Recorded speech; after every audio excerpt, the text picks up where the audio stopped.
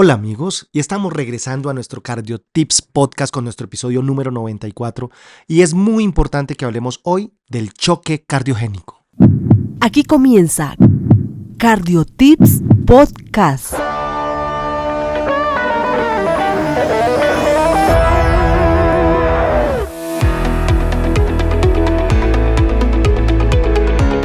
Bueno, y hoy vamos a hablar de la guía del consenso publicado en marzo por el American College of Cardiology y queremos hacer una revisión de los puntos claves. ¿Por qué es importante hablar de choque cardiogénico?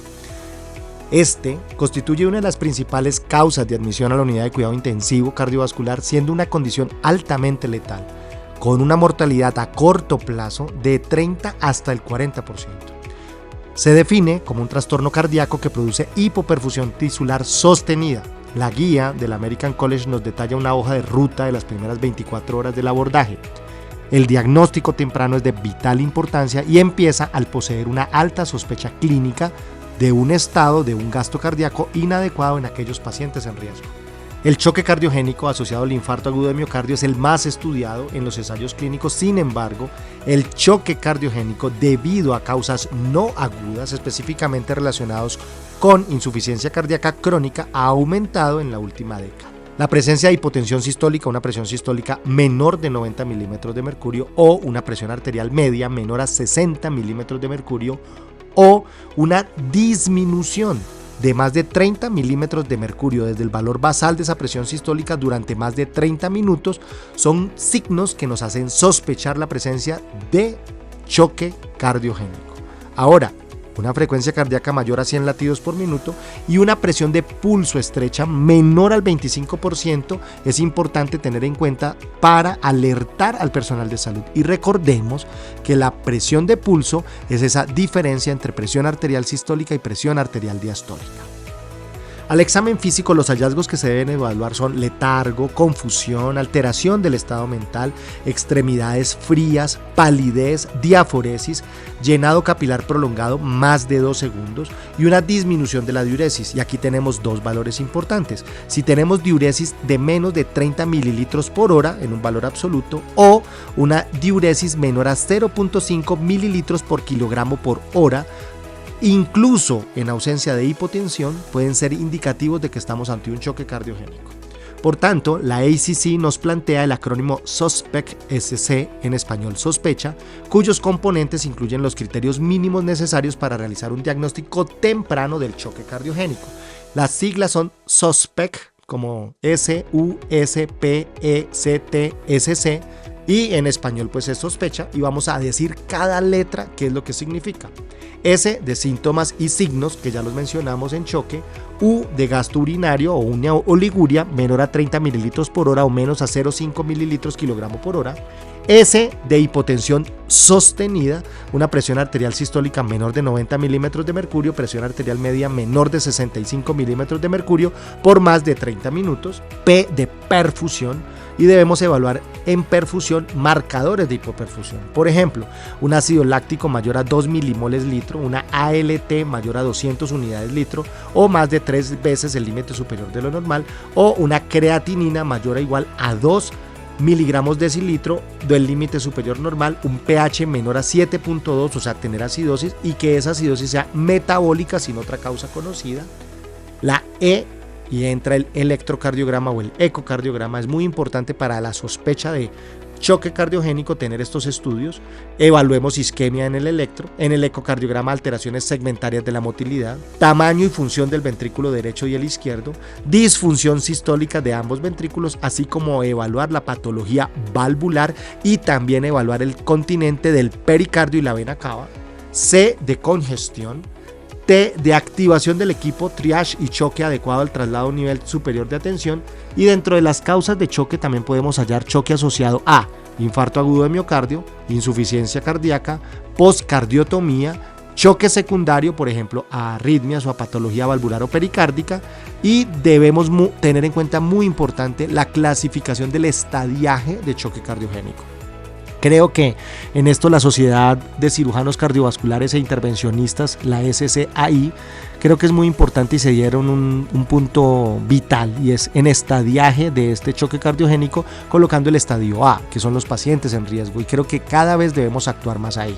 Creo que hay grupos de trabajo también en algunas instituciones donde están hablando del prechoque, donde antes de que tengamos que activar un código azul para ir a reanimar un paciente o intubarlo y empezar con maniobras invasivas, e incluso en donde está hospitalizado, en su cama de hospitalización, debemos tratar de detectar estos signos: piel, diaforesis, oliguria, una presión de pulso diferencial baja, o sea, muy estrecha entre esa sistólica y la diastólica, alteración del estado de la conciencia, letargo, confusión. Son manifestaciones clínicas que podemos encontrar previas a tener que actuar de una manera urgente en ese paciente. Entonces, el estadiaje, vamos a hablar del estadio A, B, C, D y E de choque cardiogénico. Estadio A, pacientes en riesgo de choque.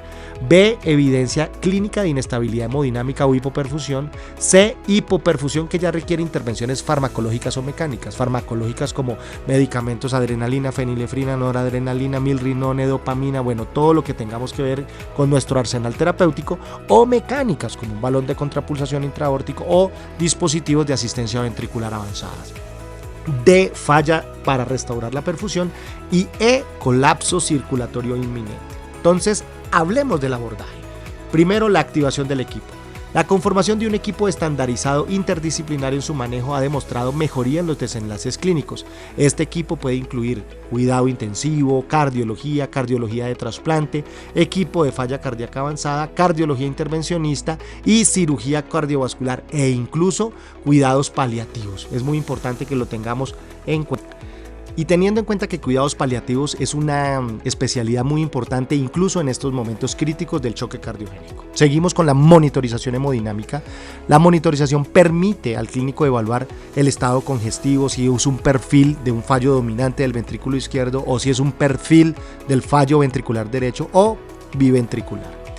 En la congestión por falla ventricular izquierda es importante que tengamos cómo es el perfil, y ese perfil es una presión en cuña pulmonar mayor a 15 milímetros de mercurio, un gasto cardíaco menor a 2.2 litros por minuto por metro cuadrado de superficie corporal, pero cuando predomina el fallo del ventrículo derecho encontramos una presión de enclavamiento pulmonar normal, porque lo que está haciendo falta es bomba del ventrículo derecho, no que tengamos una congestión retrógrada por fallo del ventrículo izquierdo. Por eso la cuña pulmonar es una pieza clave, fundamental, para determinar ese perfil entre falla ventricular izquierda o derecha. Ahora, cuando tenemos un perfil de compromiso biventricular, sugiere elevación de ambas presiones, de la presión venosa central y de la presión en cuña pulmonar.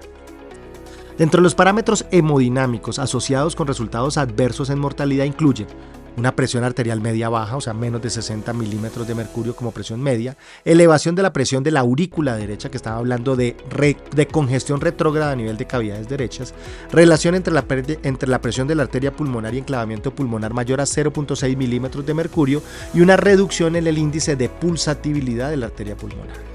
No existe evidencia significativa que soporte el uso de catéter de arteria pulmonar en el escenario de choque cardiogénico, pero la evaluación hemodinámica temprana, y aquí es donde viene mi opinión personal, creo que el catéter de vigilancia de arteria pulmonar o Swan-Ganz es muy útil en esas primeras 6 horas, o sea, cuando tenemos que actuar rápidamente para tomar decisiones basados en parámetros hemodinámicos, pero si tardamos en esa monitorización hemodinámica, pues tendríamos que actuar ya con una avalancha que ya es inminente todo su compromiso. Ahora, está en curso el estudio PACS, P-A-C-C-S, que es el estudio multicéntrico aleatorizado en el uso de catéter de arteria pulmonar en choque cardiogénico con pacientes con falla cardíaca, y estamos atentos a los resultados. Las guías recomiendan una evaluación hemodinámica integral asociada con imagen cardíaca no invasiva, o sea, el ecocardio a la cabecera del paciente es vital para caracterizar el perfil del paciente. Ahora, vamos a hablar del tratamiento farmacológico. Dentro del manejo de choque, las metas son: 1. Optimizar el gasto cardíaco, 2. Mitigar la congestión y 3. Mejorar la perfusión a órganos vitales. Aquí se centra el éxito del choque cardiogénico. Volvámoslo a decir, ¿en qué se centra ese tratamiento? En uno, optimizar el gasto cardíaco, que lo podemos hacer aumentando volumen circulatorio, o sea, líquidos, o aumentando la motricidad de ese ventrículo izquierdo, o sea, con un efecto inotrópico positivo, donde vienen muchos medicamentos también que podemos tener. 2, mitigar la congestión, o sea, los diuréticos o el uso restrictivo de líquidos en caso de que tengamos una falla ventricular izquierda. Y 3, mejorar la perfusión a órganos vitales. Al encontrarnos ante un fenotipo congestivo, se debe incluir diuréticos de ASA. ¿Y el fenotipo congestivo cuál es? Una presión en cuña pulmonar elevada, un gasto cardíaco limítrofe y una presión venosa central elevada. O sea, tenemos aumento de líquidos o volumen circulante festivo. Evaluemos siempre la necesidad de esos diuréticos, principalmente diuréticos de ASA o también diuréticos tiazida o la terapia de reemplazo renal en caso de refractariedad al manejo. Para el manejo de la hipoperfusión se requiere la implementación de vasoactivos, inotrópicos, cronotrópicos, vasodilatadores y o vasopresores, buscando usar la menor dosis posible para asegurar la perfusión, dado que también el uso de estos medicamentos se asocia con aumentos en efectos adversos, como incremento en la demanda miocárdica de oxígeno y arritmias. Hasta el momento no existe una evidencia que soporte la superioridad de algún inotrópico o vasodilatador para el manejo de choque cardiogénico, pero debemos basarnos acorde al perfil hemodinámico. Los vasodilatadores, como por ejemplo dobutamina o milrinone, se consideran en el choque normotensivo y en pacientes con resistencia vascular sistémica elevada. Los cronotrópicos serán indicados en el choque cardiogénico inducido por bradicardia, como la dopamina. Los vasopresores puros, como la fenilefrina, pueden también causar bradicardia refleja y reducir el gasto cardíaco, por lo que se desaconsejan como primera línea en monoterapia y como primera opción para el manejo vasopresor en pacientes con perfil hipotensivo. La guía recomienda la noradrenalina. Hablemos del soporte circulatorio mecánico. El uso de la terapia de soporte circulatorio mecánico viene en incremento en choque asociado a infarto, a falla cardíaca, y sin embargo el uso rutinario en todos los pacientes está desaconsejado.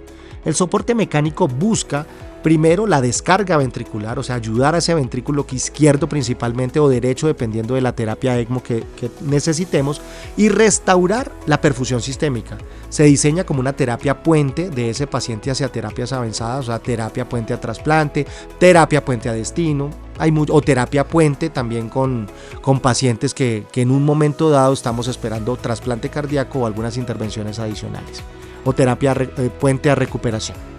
Asimismo, permite el desescalar terapias farmacológicas que pueden incrementar el daño miocárdico asociado a su uso prolongado.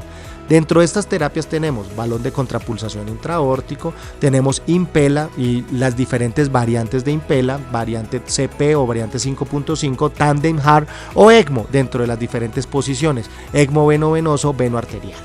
Los principios generales para su implementación indican: 1. La elección de la terapia según el índice cardíaco esperado, cuando el soporte farmacológico es insuficiente. 2. Si no se logra el soporte esperado, puede requerir un escalonamiento de terapia. En un ejemplo, si nosotros necesitamos 4 litros por minuto como soporte adicional, un Impella CP puede tener esta función, pero si necesitamos 6 o 7 litros, podemos hacer un avance a un Impella 5.5, donde podemos obtener este gasto cardíaco. Cada dispositivo tiene un flujo máximo que podemos tener, y aquí es un punto importante. El balón de contrapulsación intraaórtico tiene un flujo máximo entre 0.5 y 1 litro por minuto, o sea, es un poquito, pero a veces eso es lo que necesitamos. Por eso también defiendo el balón de contrapulsación intraaórtico, pero en soportes muy bajos, en flujo pico que necesitemos, y también ese balón de contrapulsación, si lo iniciamos tempranamente, también tenemos mejores resultados. Manejo crítico. Los siguientes elementos son claves para determinar el paciente y el cuidado del paciente en choque cardiogénico y cuidado crítico. 1. Reevaluemos los indicadores hemodinámicos. A veces vemos un paciente con un gasto cardíaco, índice cardíaco, consumo miocárdico, trabajo cardíaco, pero son valores de hace 6 horas. En el choque cardiogénico, un valor de hace 6 horas ya es un valor antiguo. Tenemos que estar mirando y reevaluando valores hemodinámicos cada vez que necesitemos cambiar terapia y evaluemos resultados. Manejo de los desencadenantes. Es un TEP, es un taponamiento cardíaco, es un infarto agudo de miocardio.